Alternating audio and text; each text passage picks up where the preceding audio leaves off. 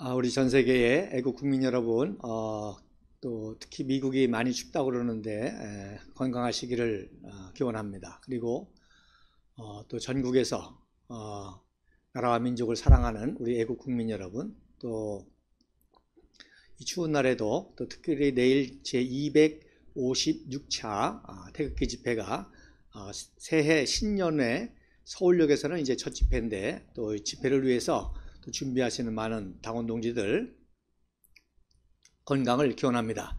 자, 오늘도 정치삼국지 역사특강 지난주에 이어서 중요한 역사를 사진과 함께 보면서 설명을 하도록 하겠습니다. 먼저 한번 첫 번째 사진을 한번 보세요.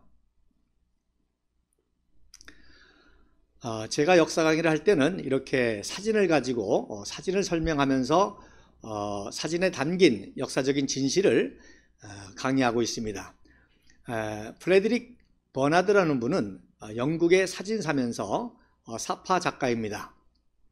특별히 이분이 영국의 유명한 찰스 디킨스의 두 도시의 이야기라는 책을 인류 역사상 최초로 이제 연재해서 연재할 때마다 제목을 달고 또 거기에 관련된 그림을 사파로 그려서 히트를 쳤던 그러한 유명한 사진 작가입니다. 찰스 디킨스는 영국의 제일 유명한 소설가 중에도 하나고 또 베스트셀러로 아주 이름을 날린 그런 책입니다. 어쨌든 인류 역사상 그 소설책의 새로운 신기원을 이룬 게 바로 이 찰스 디킨스의 두 도시 이야기인데 21장인가까지 챕터를 만들어서 한 챕터마다 이제 연재를 하죠. 그리고 거기에 제목을 붙이고 거기에 중요한 사진을 수록해서 소설을 출판했습니다. 그래서 이게 그 당시에 획기적인 그런 작업이었기 때문에 베스트셀러가 되는데 아주 큰 도움이 됐습니다. 이분이 아주 중요한 말씀을 했습니다. 버나드라는 분은 뭐라고 얘기하는 거니, 단 한 장의 사진이 바로 1000개의 단어의 언어적 가치가 있다. 즉 무슨 뜻이냐면 사진 한 장이 1000가지의 의미를 품고 있다는 것입니다. 그래서 사진의 중요성을 언급한 그런 명언인데, 그래서 제가 역사를 공부하면서 이렇게 사진 한 장이 굉장히 많은 진실을 품고 있고, 또 이렇게 사진의 중요성을 종북 좌파가 알기 때문에, 특별히 이제 공산주의자들은 선전선동에 능하죠. 또 독일의 괴벨스라든지 또 공산주의자들은 이렇게 자기네들의 이념을 위해서는, 목적을 위해서는 수단과 방법을 안 가리는데, 특별히 이제 그 자기네들의 이념을, 목적을 정당하고 합리하는데 특별히 이 그림을 많이 이용합니다. 그러다 보니까 이제 그림 조작, 사진 조작 이런 것들이 일어나게 되는 것이죠.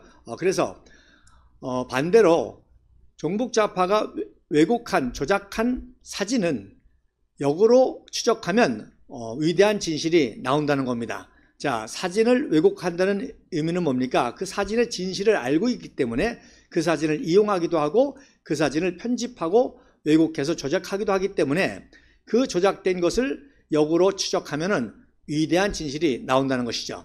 그래서 이 사진을 가지고 역사를 강의하는 작업을 제가 쭉 해왔는데, 이제 그 다음 사진에 보면 지난주에 보여드린 사진이 있죠. 바로 남대문 수학여행 사진이라고 올린 사진입니다. 그런데 오른쪽이 바로 저의 패친이면서 우리 공화당과 관련된 분이 사진 작가이신데, 나름대로 이제 연대를 1960년대라고 추적을 해서 저한테 이렇게 보내셨더라고요. 그래서 지난주 이미 밝혀드린 것처럼 그 다음 사진에 보면 왜 이런 오해가 생겼냐, 바로 첨성대에 일제시대 때 첨성대에 이제 이화여고, 배화여고, 서울에 있는 명문 학교들이 이제 경주를 수학여행 가서 첨성대에서 이렇게 찍은 사진입니다. 그래서 지난주에는 배화여고의 학생들이 첨성대에서 올라간 사진을 보여드렸고, 오늘은 배제 남자 보통고등학교 학생들이 수학여행에서 올라간 사진을 보여드렸습니다. 1959년도에 경주 불국사에 이제 사대부고 학생들이 수학여행 간 사진인데, 분명한 차이가 있죠. 무슨 뜻입니까? 이제 광복 후 대한민국이 건국되고서부터는 이런 문화재 관리가 철저히 됐습니다. 특별히 국부 이승만 박사께서 대한민국의 그 위대한 문화재를 잘 관리하고 세계적인 관광 자원으로 개발하는 데 심혈을 기울였기 때문에 이제 광복 이후 건국 때는 이러한 모습이 없었죠. 그러나 일제시대 때는 뭐 일제가 우리 문화재를 그렇게 소홀하게 관리하겠죠. 또 뭐 중요한 것은 가져간다든지 또 왜곡한다든지 뭐 광화문을 옮긴다든지 또 파괴한다든지 이런 작업하기 때문에 바로 이렇게라도 수학여행 가서 우리 문화재를 어떤 의미에서 보존을 하고 했다는 것이 또 중요해요. 이렇게 하면은 저 일제시대 그 총독부가 함부로 또 훼손하거나 하진 못하겠죠. 자, 어쨌든지 간에 그런 역사적인 맥락을 우리가 봐야 된다는 것입니다. 그래서 일부 그런 역사적인 상황을 모르는 분들은 이 사진을 가지고 뭐 조선 학생들이 미개하다 어쩌다 막 그렇게 말하는데 그럴 성질의 것이 아니라는 것이죠. 오히려 이렇게 수학여행 가서 문화재에서 사진을 찍음으로 해서 일제 총독부로 하여금 문화재를 함부로 하지 못하게 하는 그런 그 역할도 하게 됐다는 것입니다. 자, 그래서 이런 사진들이 올라나다 보니까 말씀드린 대로 아까 그 사진은 남대문의 수학여행 사진이라고 오해를 하게 된 것이죠. 아니면 바로 왜곡을 한 것이죠. 이 놀라운 역사적인 의미를 담고 있는 사진을 수학여행이라고 왜곡함으로 인해서 엄청난 역사 왜곡을 하게 되는 것입니다. 자, 그 다음 사진을 보면 그래서 지난주에 말씀드린 대로 바로 1960년 6월 19일에서 20일 아이젠하워 대통령이 아시아 투어를 하면서 마지막 주말에 한국을 방문했을 때 사진입니다. 그래서 오른쪽 사진에 보면 이게 바로 원본 사진이고 그 당시에 이제 종군 기자들이 특별히 백악관 직원들이 촬영하면서 최고의 베스트 사진이라고 소개한 것이 바로 이 남대문 사진입니다. 즉 얼마나 아이젠하워 대통령이 환영을 받았는지 아주 가장 극적인 장면으로 이 남대문의 우리 학생들이 특별히 대학생 학생들이 여기까지 올라가서 아이젠하워 대통령을 환영한 이 사진을 최고의 사진이라고 그렇게 캡션에 적기도 했습니다. 그래서 왼쪽 사진은 여러분 지난번 보신 대로 남대문에서 대한문 방향을 찍은 것이죠. 그래서 왼쪽에 피켓이 있죠. We like 아이크, 아이젠하워의 애칭이 아이크인데 그래서 우리는 자유진영의 영도자 아이크를 좋아한다 해서 국제보도연맹에서 이렇게 피켓을 들고 환영하는 그런 장면이 되겠습니다. 자, 그 다음 사진에 지난주 제 설명 중에 두 가지 오류가 있었습니다. 바로 지금 여러분 보시는 사진을 제가 용산 삼각지 사진이라고 그렇게 설명을 드렸는데 지난주 제가 설명하면서 보니까 여러분 오른쪽 전봇대 보시죠? 오른쪽에 전봇대 위에 우리 학생들 올라가는데 거기에 뭐라고 써 있습니까? 남대문이라고 써 있습니다. 그래서 지난주 제가 강의하면서 이걸 늦게 발견해 가지고 다시 조사해 보니까 이거는 삼각지 사진이 아니라 바로 서울역에서 남대문 방향, 즉 남대문 근처에 지하도에 이렇게 올라가 있는 모습입니다. 우리가 남대문 앞에서 가끔 그 집회를 했지만 여러분 남대문 우측에 약간 터널 같은 것이 있지 않습니까? 바로 그 부분입니다. 그 다음 사진에 보면 그래서 그 다음 사진이 연결된 사진인데 보다 더 이렇게 클로즈업한 그런 사진입니다. 그래서 오른쪽에 보이는 산이 바로 남산이 되겠습니다. 자, 저렇게 전봇대에 올라가서도 환영을 했는데 큰 사고가 없다는 것이 참으로 대단한 일이죠. 이런 것들이 바로 한민족의 위대성을 증거하는 것입니다. 바로 우리 한민족은 정말 흥이라고 그러죠. 기분이 좋다는 거. 흥이 나면 참 이렇게 엄청난 영향력을 발휘하는 그런 민족이요. 그 외국인 기자가 그렇게 표현했더라고요. 서울역 같은 데서는 손을 들기도 힘들었다. 그러니까 손을 들어서 환영을 해야 되는데 손을 들기도 힘들 정도로 그런 인파가 모였는데도 더욱 놀라운 것은 질서정연하게 한 건의 압사사고라든지 이런 것이 없는 그러한 역사가 대단했다고 그렇게 캡션에 적어둔 것을 볼 수가 있습니다. 이런 걸 보면 지난주에도 말씀드렸지만 바로 이렇게 우익의 집회는 아무런 사고가 없습니다.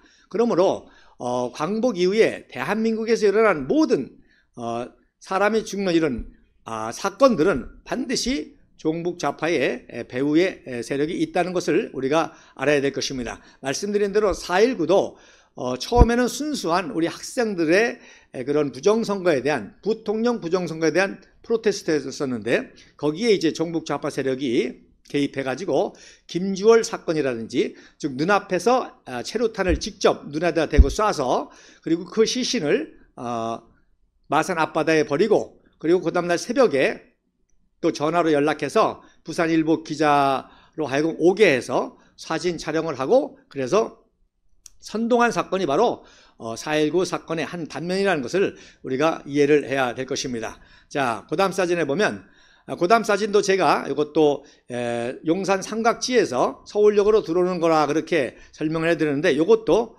그게 아니라 바로 세종로 쪽에서 용산에서 이제 라운딩을 하시고 서울역에서 쭉 오시면서 남대문 시청을 거쳐 세종로로 올 때 바로 소방서 건물이 되겠습니다. 그래 오른쪽에 큰 물탱크가 보이죠. 그래서 세종로 소방서 타워를 지나는 장면이 되겠습니다.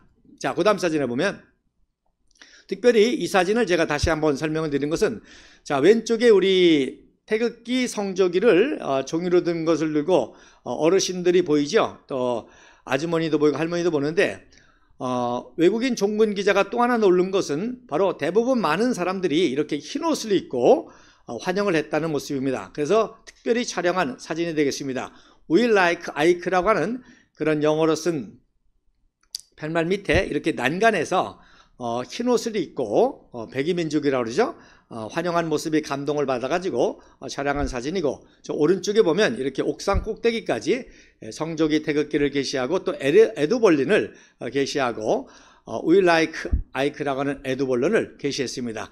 내일도 말씀드린 대로 이제 156차 새해 첫 서울역 태극기 집회, 새해 첫 태극기 집회는 대구에서 했고, 이제 서울역에서의 첫 집회, 어떤 에드벌론의 또 정치적인 구호가, 정의와 진실의 구호가, 대한민국을 위한 구국의 구호가 어떻게 걸릴지 궁금합니다. 자, 그 다음 사진에 보면 요거까지 지난주에 설명을 했죠. 그래서 이제 신설동 경마장에서 이제 헬기를 타고 제6군단을 시찰한 겁니다. 최전방 지역 중에 하나인 포천의 제6군단을 방문하는 사진인데, 그 당시 6군단장은 이제 강영훈 중장이 되겠습니다. 자, 그 다음 사진에 보면, 그래서 이 사진이 굉장히 중요하기 때문에 지난주에 이제 설명을 하다가 시간 때문에 마쳤습니다.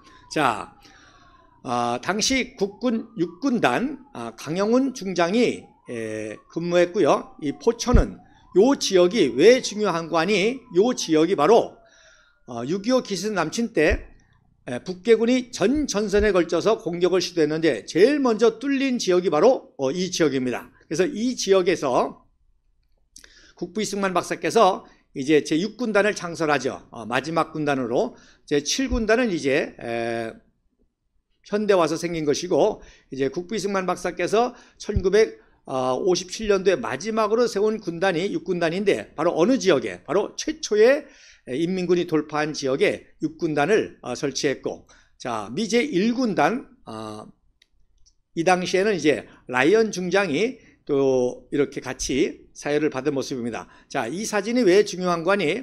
여러분 사진에 보시면 집차로 아이젠하워 대통령이 허정 내각 수반의 인도를 받으면서 사열을 하는 모습인데, 자, 오른쪽, 왼쪽, 좌우측에 파란색으로 표시한 게 바로 어니스트 존이라고 하는 유도탄 미사일입니다. 자, 이 미사일은 바로 핵탄두에, 여기에 핵탄두를 장착하면 바로 핵탄두 미사일이 돼서 평양을 타격할 수 있는 그러한 미사일입니다.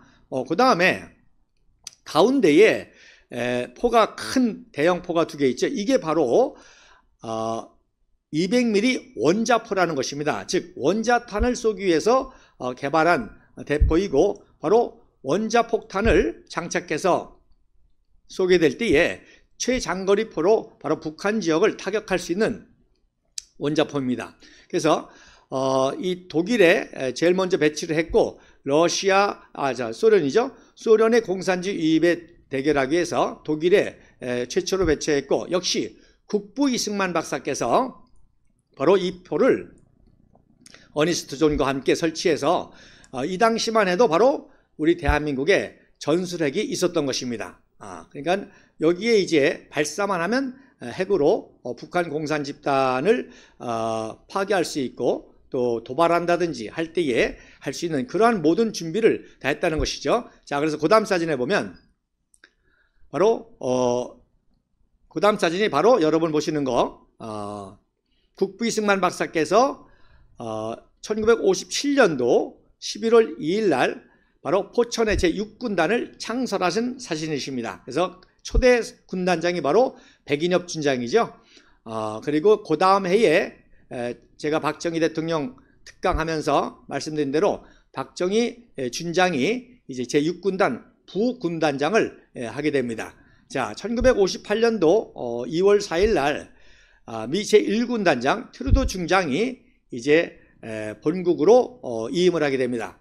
그래서 국부 이승만 박사께서 이제 트루도 중장에게 태극 무공훈장과 함께 건국 훈장 3등급 독립장을 수여한 것입니다. 그러니까 굉장히 대한민국을 위해서 공헌한 분이시죠. 바로 무슨 공헌을 했냐? 바로 트루도 중장 때 바로 앞에서 보신 어니스톤 미사일과 바로 원자포를 도입하고 설치를 하게 됐던 것입니다.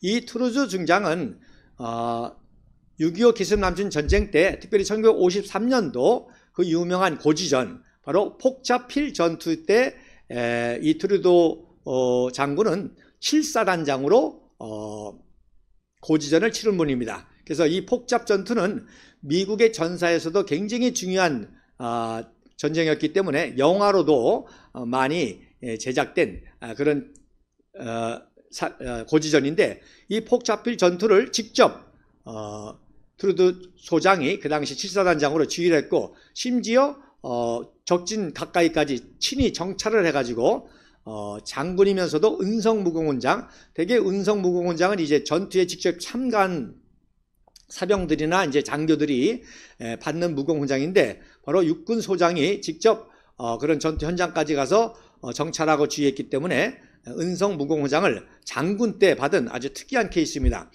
한마디로 말해서 이 트루도 중장은 국부 이승만 박사와 함께 대한민국의 국방 안보를 위해서 굉장히 헌신을 했고 그래서 오히려 덜레스 CIA 국장과 갈등을 빚기도 했죠.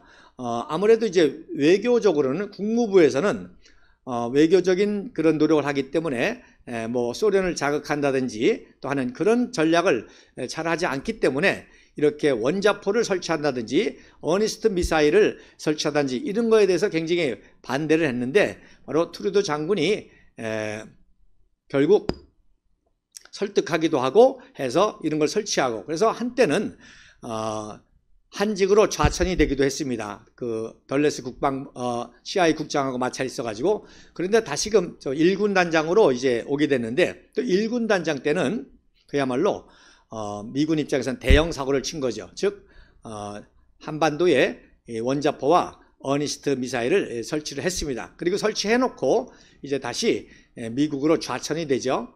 그래서 교육사령부로 이제 좌천이 돼서 이제 중장으로 예편하게 됩니다. 그러니까 이런 분들은 정말 국부 이승만 박사와 함께 군인으로서뿐만 아니라 군정사령관으로서 또 인류의 미래 역사를 내다보면서 이렇게 이승만 박사의 편을 들고 우리 대한민국의 편을 들고 자기의 진급 대장까지도 진급할 수 있었고 육군 참모총장까지도 될 수 있는 그런 길을 마다하고 이렇게 역사적인 공헌을 했다고 하는 사실입니다. 자, 그 다음 사진에 보면 그래서 이때 이제 사회를 마친 다음에 아이젠하워 대통령이 연설하는 그런 모습이 되겠습니다. 이 당시 국방부 장관이 이종찬 장군이시고요. 유엔군 사령관이 맥그루더 대장, 그리고 육군 참모총장이 최영희 중장, 제1군 사령관이 유재용 중장, 그리고 제6군 단장이 강영웅 수장이고 그리고 바로 작전참모부장의 박정희 수장인데 제가 지난번에 말씀드린 것처럼 원래는 이종찬 국방부 장관이 박정희 소장을 육군 참모총장에 천거했는데 바로 이제 그 당시만 해도 민주당 세력이 이승만 박사가 하야하고 나니까 이제 민주당 세력들이 좀 난리가 났죠. 정권을 잡으려고. 그래서 이제 내각제를 하기로 한 그런 상황이기 때문에 이제 압력이 들어가서 박정희 소장은 육군 참모부장으로 하고 최영희가 육군 참모총장이 됐습니다. 그런데 나중에 또다시 이제 개헌하고 난 다음에 내각제 정권이 들어서자마자 곧바로 또 바뀌죠. 그래서 이러한 그 난막상이 1960년대였다는 것을 제가 지난번에 말씀을 드렸습니다. 자, 그래서 자세한 사진이 아닌데 연설하는 모습만 보이는데 연설 바로 밑에 이제 보이는 분이 허정 내각 수반이 되겠고요. 오른쪽에 이제 미군 장성인데 이게 맥그루더 유엔군 사령관의 모습입니다. 그리고 뒤에 이제 뭐 오성기도 있죠. 왜냐하면 아이젠하워 대통령이지만 전직 5선 장군이시고 또 오성 장군은 영원한 장군이거든요. 보직만 없지. 그래서 이렇게 오성기와 함께 사성기 등 쭉 개항된 모습이 보입니다. 자, 그 다음 사진에 보면 이제 1박 2일의 한국 방문을 마치고 이제 하와이로 골프 치러 가시는 그런 장면입니다. 네.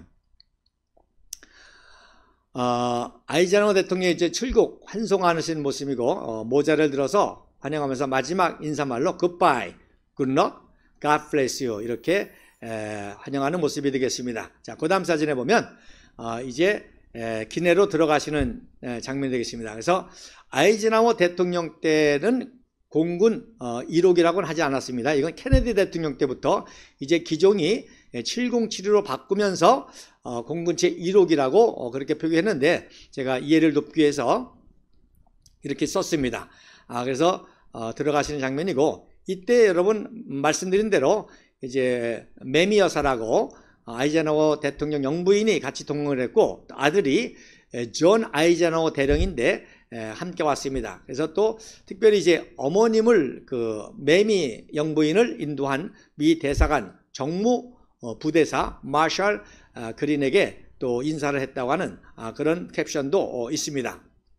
자, 그래서 이렇게 참 자꾸 메가더가 나오네. 아이젠하워 대통령 입장에서도 참 8년간의 재임 기간을 멋지게 장식한 최고의 순간이었고 바로 이 최고의 순간을 국부 이승만 박사가 함께 했어야 했지만 바로 내각제 세력들의 반대에 의해서 그런 역사적인 장면을 참 갖지 못했다는 것이 굉장히 안타까운 입장입니다. 그리고 나중에 또 기회가 되면은 이승만 박사가 하야하게 된 그런 결정적인 그 이유 중에 하나도 바로 아이젠하워의 전략이 있었습니다. 즉 무슨 뜻인가 하니 계속해서 미국의 도움을 받으려고 하고 또 미국 입장에서는 이제 너무 힘드니까 환율을 정상화하자고 그랬습니다.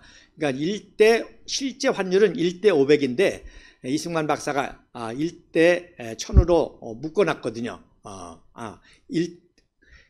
실제 환율은 이제 1대 500인데 1대 1000으로 묶어놨거든요. 그러니까 너무너무 힘들으니까 환율을 정상화하자. 그래서 이승만 박사가 마지못해서 20%만 허락했습니다. 그래서 1대 600으로.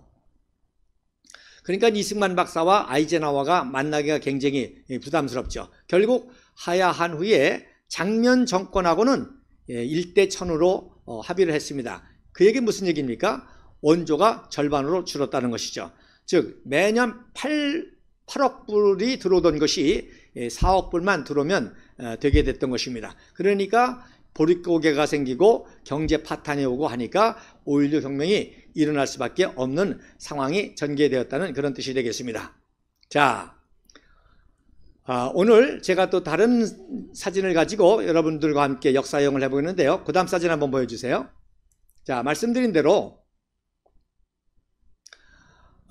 종북 좌파가 서울의 봄이라는 12.12 사태를 왜곡한 그러한 영화를 만들어서 지난주 설명드린 것처럼 어게인 4.10 청선, 어게인 서울의 봄 해가지고 이제 종북 좌파 세력들이 뭐 그런 당들이 이제 그렇게 선거구를 지금 내지 않았습니까? 어게인 서울의 봄. 그래서 총선 때 그렇게 하자고 하는 그런 현수막 전쟁이 시작을 했는데 그래도 감사한 것은 바로 보수 우파 세력에서 다큐멘터리를 통한 역사 진실을 위해서 김덕영 영화 감독이 건국전쟁이라는 영화를 제작했습니다. 그래서 지금 한참 전국적으로 시사회를 하고 있고 2월 1일부터 아마 이제 개봉이 될 것입니다. 우리 보수우파 국민들이 대한민국을 건국하시고 독립, 건국, 구국, 호국하신 한강의 기적의 깃들을 놓으신 이승만 대통령의 이 일대기와 같은 그런 다큐 영화를 통해서 많이 감동을 받으시고 또 많은 청년들과 우리 국민들이 보시고 역사의 진실, 왜곡된 서울이범이 아니라 참 지금도 건국전쟁을 치르고 있죠. 왜냐하면 우리의 마지막 건국은 남북 통일이기 때문에. 그리고 그 위대한 대한민국이 지금 종북 좌파 세력에 의해서 헌법적 가치가 흔들리고 있고 거짓 촛불 탄핵 내란 사태가 일어나고 있고, 그래서 계속 온전한 건국을 위한 전쟁을 치르는 가운데 있는데 그래서 이 건국전쟁에 관련된 중요한 역사적인 얘기를 하려고 합니다. 그래서 여러분 이제 건국전쟁 시사회 때 김덕영 영화 감독이 시사회 때 설명하는 모습이 왼쪽 사진입니다. 그런데 그 뒤 배경에 이승만 박사께서 지프차에 올라가서 연설하는 그런 사진을 게시했는데, 오른쪽에 보시는 사진처럼 이 사진은 제9사단 유명한 제9사단 재창설식 사진이 되겠습니다. 그래서 안타깝게도 이제 왼쪽의 사진 벤프리트 장군의 얼굴이 잘린 사진을 게시했는데, 자, 오른쪽의 사진이 바로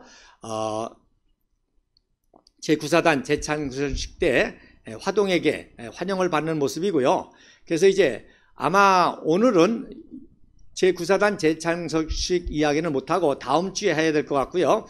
자, 그 다음 사진에 보면 오늘은 무슨 얘기를 하려고 하는 거니? 자, 그 다음 사진에 보시면 건국전쟁을 이제 소개하는 사진입니다. 그러면서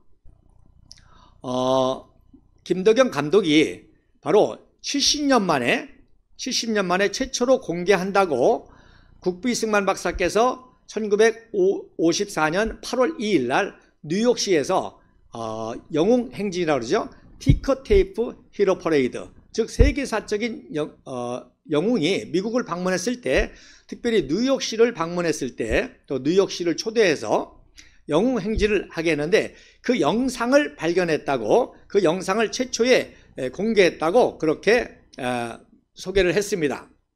그리고 그것을 그 다음 사진에 보면 채널A에서, 우파 방송인 이제 채널A에서 여러분 보시죠? 뉴욕 카퍼레이드 70년 만에 공개했다라고 그렇게 해서 소개를 했는데, 자, 그럼 먼저 채널A 영상을 한번 시청해 보도록 하겠습니다. 자, 1954년 미국을 방문했던 이승만 전 대통령의 뉴욕 카퍼레이드 영상이 최초로 공개됐습니다. 미국에서 잠자고 있다가 70년 만에 세상에 나왔습니다. 남영주 기자입니다. 자, 보이시죠? 예. 1954년 8월 2일 뉴욕의 거리. 군중 사이를 지나는 군악대 뒤로 태극기와 성조기가 나란히 꽂힌 오픈카가 행진합니다. 오픈카에 앉아있던 당시 이승만 대통령. 밝은 표정으로 모자를 벗어 흔듭니다. 거리를 가득 메우며 환호하는 뉴욕 시민들을 향해 담례하는 겁니다. 맥아더 장군 등 역사에 공헌한 영웅들이 참석하는 뉴욕시의 공식 행사, 영웅행진 모습입니다. 영상으로는 70년 만에 처음 공개됐습니다. 당시 이 대통령은 외국 원수로는 처음으로 행사의 주인공이 돼 주목받았습니다. 휴전과 한미상호 방위 조약이 이뤄진 다음 해였던 만큼 자유의 수호자로 불렸기 때문입니다. 다큐멘터리 제작자 김덕영 감독이 지난해 6월 미국으로 건너가 워싱턴에 있는 국립문서기록 관리청에서 45초짜리 미공개 영상을 찾아낸 겁니다.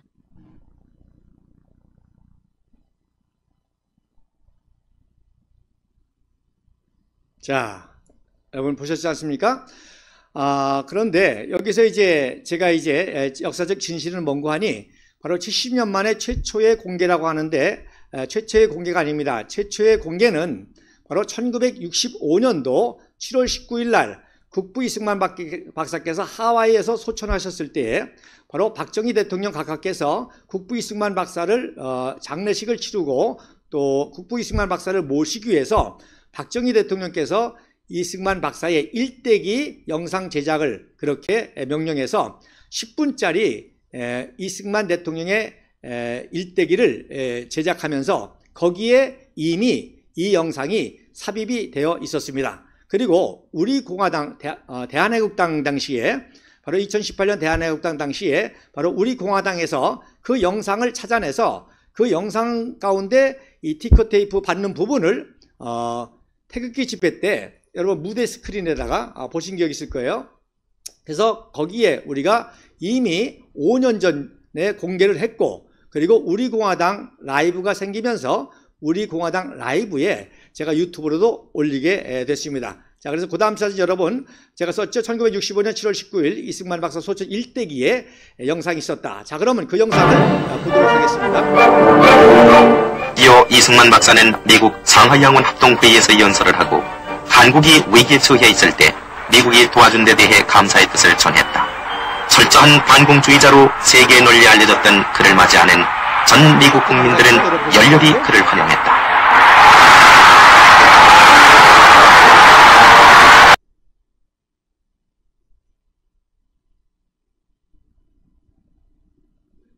예. 자, 여러분 비교해 보시니까 오히려 우리 공화당에서 공개한 영상이 더 세세하죠.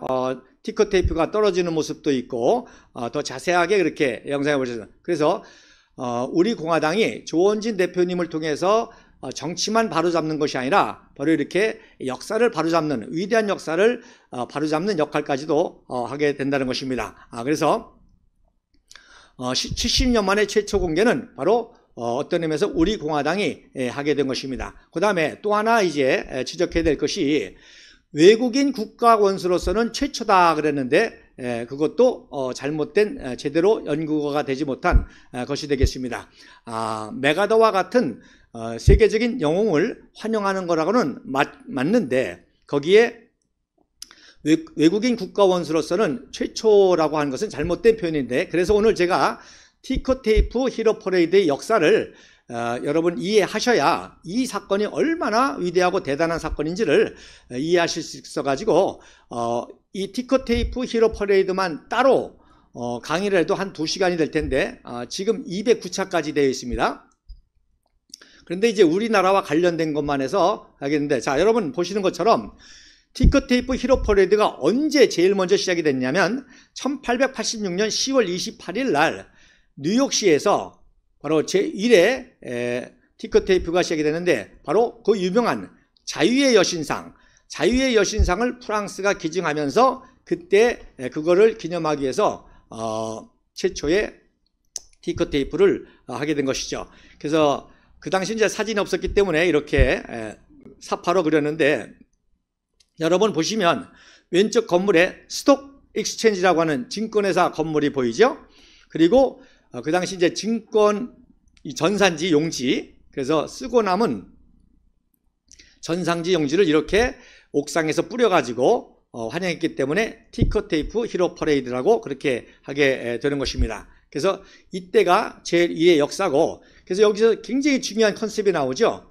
즉 티커테이프 히로 퍼레이드 히로 영웅 어떤 영웅이냐 즉 자유와 정의와 진실을 위해서 싸운 영웅들만 환영을 하게 되는 것입니다. 자, 그래서 그 다음 사진에 보면 자, 제2회가 언제냐?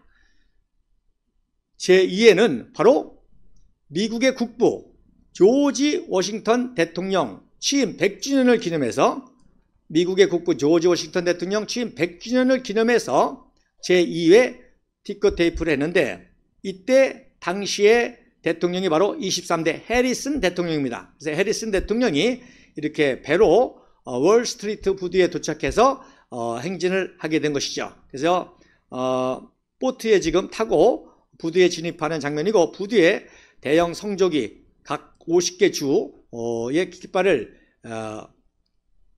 개양하면서 환영하는 그런 모습이 되겠습니다. 자, 그 다음 사진에 보면 자, 그래서 특별히 이제 1940 우리나라와 관련되는 사건은 이제 1945년부터 시작됩니다. 왜냐하면 이제 독립하고 건국하는 과정에 있었기 때문이죠. 그래서 또 역사상 이 영웅 행진을 2번 이상 받은 지도자가 11명입니다. 그 중에 한 분이 바로 아이젠하워 장군과 대통령이 되겠습니다. 그래서 1945년 6월 12일 날 바로 제52회 때 제2차 세계대전의 영웅인 아이젠하워 원수가 당시 최대 인파 350만 명을 기록한 최대 인파의 그 환영을 받았습니다. 그래서 왼쪽 사진이 아이젠하워 원수 장군이 캐딜락 그 의전 차량에 타서 오성기를 달고 환영을 받는 모습인데, 자, 그러니까 52회니까 52회 이전까지는 우리 대한민국과는 한민족과는 특별한 관계가 없겠죠. 자, 이제 아이젠하워 아이젠하워 원수를 통해서부터 우리나라와 관계가 되는데, 바로 1960년 11월 2일, 즉 6월 달에 환영을 받지 않았습니까? 한국에 와서. 그리고 11월 2일 날 퇴임하기 직전이 156회 때 받으셨는데, 바로 이때 아이젠하워 대통령이 퇴임을 앞두고 부통령 닉슨이 대통령 후보로 이제 지명이 되면서 뉴욕에서 환영을 받은 것입니다. 동시에 또 누가 받았겠어요? 바로 형평성이 있죠. 민주당 후보인 케네디 대통령 후보가 또 환영 이 티커테이프를 받았는데, 더군다나 또 케네디는 뉴욕 상원의원 출신 아닙니까? 그래서 케네디도 대대적인 환영을 받았습니다. 자, 그래서 우리나라와 관련된 이제 역사가 있는데, 자, 그 다음 사진에 보면, 자, 1951년 4월 20일 날 제88회 때 누가 받았냐? 메가더 원수가 받았는데, 바로 태평양 전쟁의 그 전쟁 영웅이요, 또 일본 군정사령관, 초대 유엔군 사령관, 인천 상륙작전, 서울 수복, 평양 탈환, 한국 전쟁의 영웅인 바로 메가더 원수가 역사상 최대 인파인 750만 명을 기록했습니다. 그러니까 6년 전에 아이젠하워가 받은 환영의 2배를 받았죠. 그래서 왼쪽이 이제 컬러화된 사진이죠. 메가더 원수가 장갑을 끼고 손을 흔드는 그런 모습이고, 오른쪽에 바로 뉴욕 타임스 기사인데 뭐라고 했습니까? 바로 오른쪽에 보면 약 750만 명 이상이 환영을 했다, 이렇게 기록을 하고 있습니다. 자, 그 다음 사진에 보면, 자, 외국인 국가 원수로서는 이승만 대통령이 최초라고 그렇게 했는데 잘못됐다는 것이죠. 최초의 외국 국가 원수는 누가 받았느냐? 바로 1919년 우리가 3.1운동할 때 바로 10월 3일 날 제7회 때 벨기에의 독립과 건국의 영웅인 엘버트 왕과 엘리자베스 왕비가 받았습니다. 그래서 이때는 이제 말을 타고 받았어요. 그래서 엘버트 왕이 경례를 하는 모습이고, 자기에게 환영을 해주는 그 옥상에서부터 이 티커테이프를 뿌려주는 시민들을 위해서 경례하는, 하늘을 우러서 쳐다보고 경례하죠. 그리고 이제 엘리자베스 퀸이 이제 이렇게 살짝 승마를 해서 하는 모습이 되겠습니다. 그래서 외국의 국가 원수로서는 최초로 받은 분이 바로 엘버트 왕이고 제7회 때 받았다는 사실입니다. 자, 그 다음 사진에, 자, 놀라운 거는요, 그 다음 사진에 보면 3.1운동 이후에 이제 상해 임시정부가 세워지고 국부 이승만 박사께서 이제 초대 대통령으로 추대가 돼가지고 1920년 12월 20일 날 상해 임정에서 초대 대통령 취임식을 합니다. 이 취임식 때에 놀라운 것은 이승만 대통령이 엘버트 왕이 티커테이프 받은 소식을 전하면서 뭐라고 그러는 거 아니? 적병의 성 항암락 위기에도 겁내지 않고 저항한 강왕, 그래서 스트렝스 킹이라고 이렇게 표현했습니다. 광왕이 바로 큰 환영, 즉 뉴욕의 티커테이프를 환영을 받았는데, 그거는 강대국 후원이 있었기 때문이지만 우리 한민족은 맨손으로 일본 제국과 저항하지 않았느냐. 그래서 우리가 더 위대한 민족이라고 바로 3.1운동을 주도하시고 지휘하시고 그 3.1운동의 비폭력 운동으로 독립을 이루려고 파리 강화회담에 독립청원을 하려고 했던 이런 역사를 기록한 것입니다. 자, 굉장히 중요하죠. 바로 이승만 박사가 바로 엘버트 왕이 환영을 받은 것은, 뉴욕의 티커테이프 환영을 받은 것은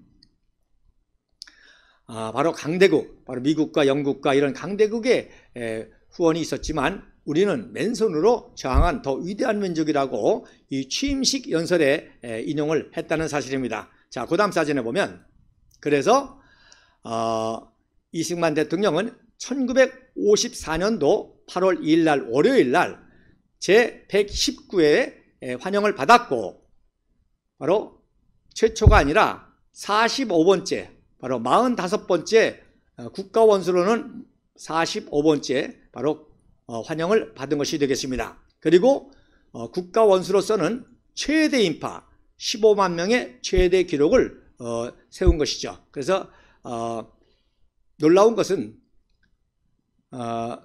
미국인으로서 최대 인파의 기록은 메가더 원수가 750만 기록을 아직도 깨지 못했고요. 그리고 국가 원수로서는 이승만 박사의 이 기록이 깨지지 않았습니다.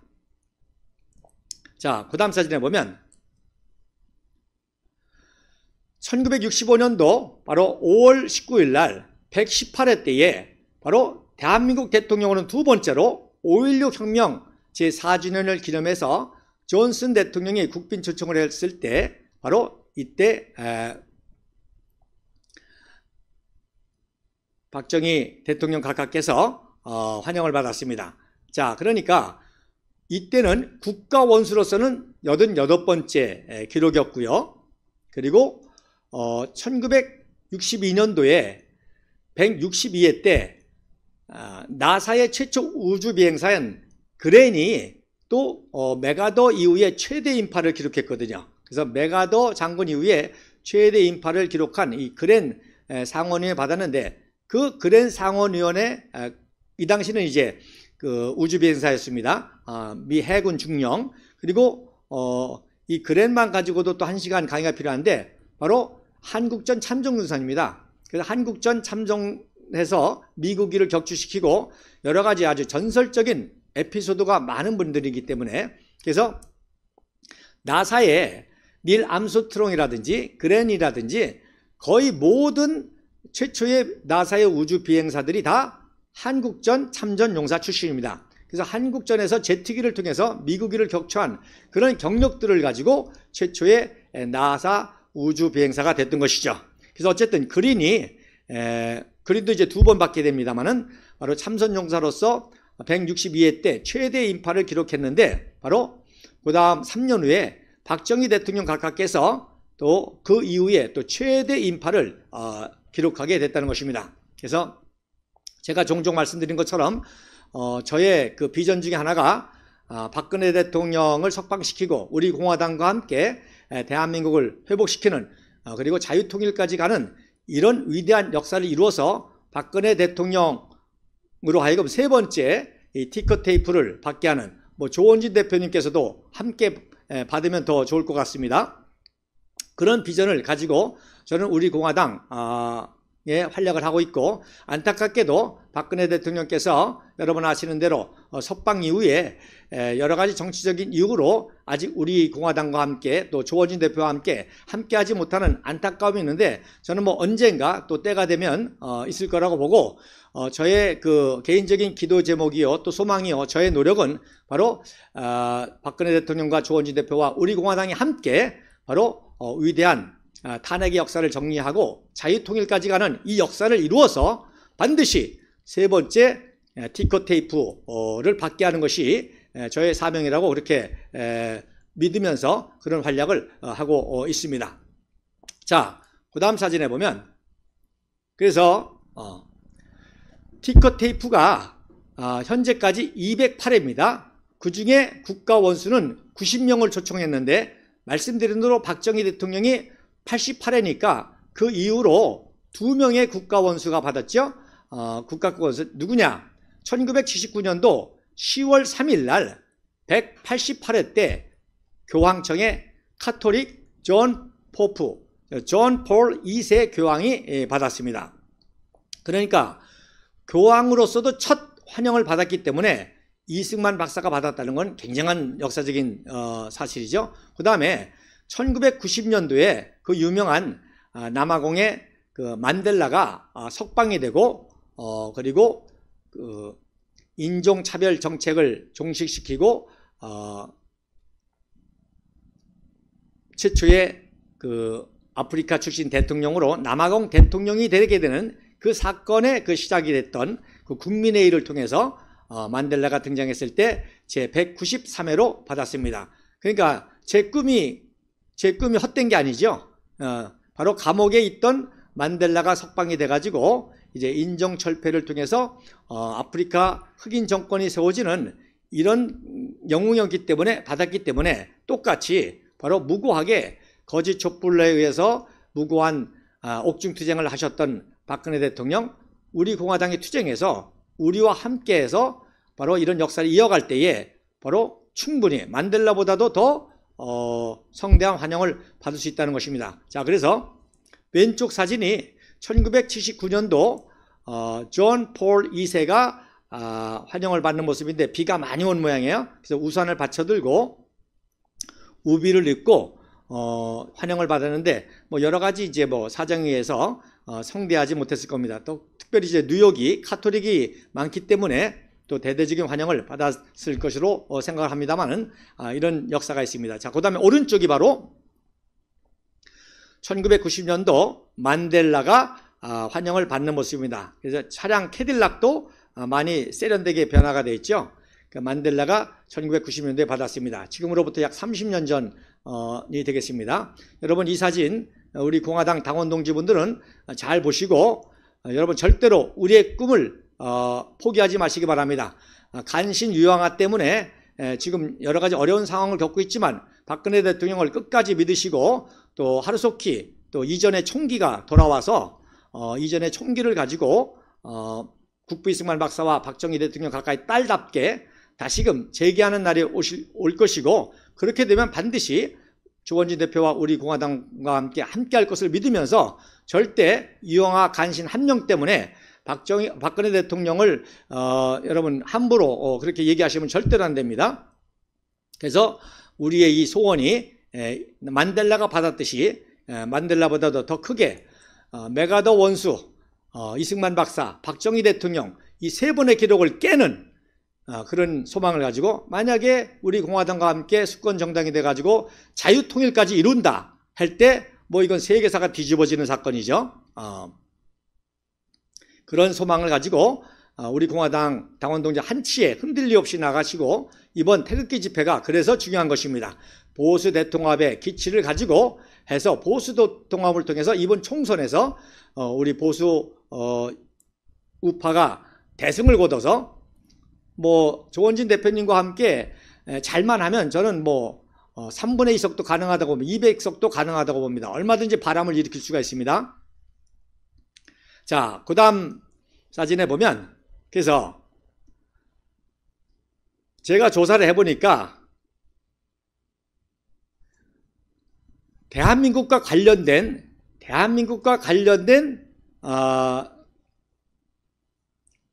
역사적인 영웅이 즉 티커테이프를 받은 이 208명 중에서 현재까지 대한민국과 관련된 직접 간접적으로 관련된 영웅이 27명이 됩니다. 그러니까 대한민국이라는 역사가 얼마나 위대한 역사라는 걸 알 수가 있죠. 자, 그래서 이 티커테이프는 브로드웨이와 월스트리트를 관통하는 일명의 캐년 오브 히로스, 그래 영웅들의 계곡이라고 하는 브로드웨이를 카퍼레되는 그 환영식이고요. 1945년 광복절 그리고 건국 이후에 1965년 박정희 대통령 가까까지 죄송합니다. 이 파란색 조남을 파란색으로 해야 되는데 미처 실수한 거 용서해 주시고 그래서 20년 동안 바로 박정희 대통령 가까지 약 20년 동안 약 27명의 그 영웅들이 그 한국과 관련해서 받았다는 것이죠. 그래서 자 예를 들어서 1951년도 10월 29일 날은 바로 한국전에 참전했다가 부상당한 분들을 환영하는 그런 그 티커테이프가 되겠습니다. 자, 그러니까 분명히 한국의 역사와 관련이 있죠. 그래서 한국전에 참전했다가 부상을 당한 분들이 고국에 돌아와서 이렇게 환영을 받는, 이렇게 한국과 관련, 예를 들어서 아이젠하워도 한국과 관련이 있죠. 맥아더도 한국에 관련이 있죠. 또 누가 있습니까? 모든 유엔군 사령관은 다 받았습니다. 그래서 리츠웨이, 벤프리트, 또 마크 클라크 장군 등등. 자, 그리고 말씀드린 대로 이제 오른쪽이 바로 존 그랜 상원의원이 상원의원에다가 두 번째 받을 때입니다. 말씀드린 대로 이분도 참전용사이기 때문에 우리와 관련이 있지 않습니까? 이렇게 관련된 분들의 영웅들이 27명이나 된다고 하는 사실입니다. 자, 그 다음 사진에 보면 마지막 우리 대한민국과 관련돼서 마지막으로 받은 사건이 언제냐면 1991년도 6월 25일 날, 즉 언제요? 기습남침 제41주년 때에 한국전에 참전했던 참전용사들을 환영했습니다. 이게 제195회 때입니다. 그래서 여러분 영상에도 보셨지만 이렇게 브로드웨이 카퍼레이드를 받은 데마다 연도별로 이렇게 보도부록으로 설치했습니다. 그래서 준 25, 1991년도 날짜가 적혀 있고요. 누가 받았냐? 코리안 워 베테란스. 그래서 한국전에 참전한 용사들. 자, 그러니까 1950년으로부터 약 40년이 지났으니까 참전용사들이 평균 나이 한 65세쯤 됐겠죠. 65세 참전용사들이 환영을 받았는데 제가 아무리 찾아도 사진을 못 찾았습니다. 요것만 하나 유일하게 찾았는데 왜 그런가 봤더니 1991년도 6월 10일 날 바로 2주 전에 제194회로 누가 받았냐? 바로 이라크 전쟁, 걸프 전쟁 참전용사들이 받았습니다. 그래서 딕 체니 국방부 장관, 합참의장 파웰 대장, 그리고 사막의 폭풍작전을 지휘했던 스워츠코프 대장이 병사들과 함께 받았습니다. 그래서 왼쪽에 보면 이제 칼라 사진이 있는데 여기에 이제 국방부 장관, 합참의장, 스워츠코프 대장, 그리고 참전했던 참전용사들이 쭉 받았기 때문에 이 사건이 아주 대대적이다 보다 보니까 이 사진은 많이 있는데 거기에 상대적으로 가려져 가지고 2주에 있었던 이 베테랑 사진과 영상은 제가 아직 찾지 못했습니다. 혹시 찾으신 분들은 제게 또 자료를 보내주시면 감사하겠습니다. 자, 그래서 그 다음 사진 까지 설명하고 오늘 마치도록 하겠습니다. 내일 이제 또 태극기 집회 준비도 있고 하니까. 자, 그래서 다음 주 시간에는 뭘 말씀드리려고 하는 거 아니? 바로 건국전쟁 시사회 때 배경 사진으로 했던 사진은 제9사단 재창설식인데 이 사건이 얼마나 중요하냐? 바로 한강 기적의 시작을 알린 사건이라고 할 수가 있겠습니다. 그래서 국부 이승만 박사와 벤프리트 장군이 국군의 현대화, 정예화, 강군화를 시작하는 사업으로 제9사단 재창설식을 했는데 그 제9사단 재창설식을 하고 대성공을 거뒀기 때문에 그 9사단 재창설식과 함께 결국 대한민국의 근대화, 선진화, 국제화가 이루어지는 사건과 연결이 된다고 하는 것입니다. 그래서 옆에 화동이 꽃다발을 주죠. 자, 오늘 강의를 제가 소개한 건데 날짜가 12일로 지난주로 잘못됐습니다.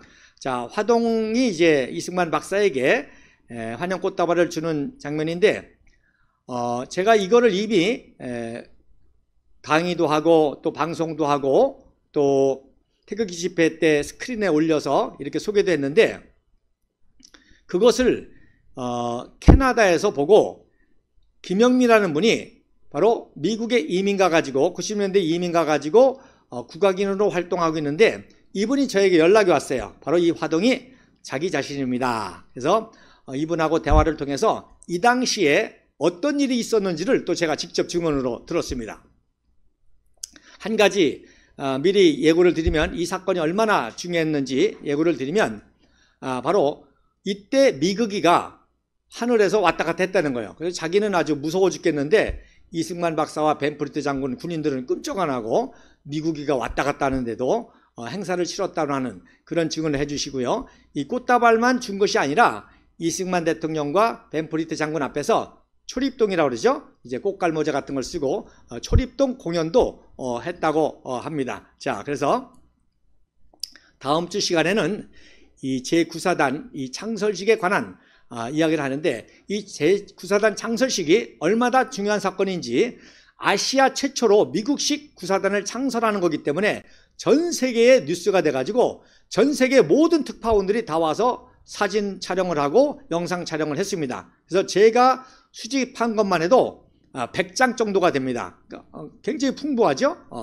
그래서 이 100장 정도의 사진을 제가 여러분들하고 설명하면서 마치도록 하겠습니다. 다음 주에 뵙고 이 구사단 재창설 이야기를 나누도록 하겠습니다. 내일 태극기 집회에서 동지들의 반가운 만남을 기대합니다. 감사합니다.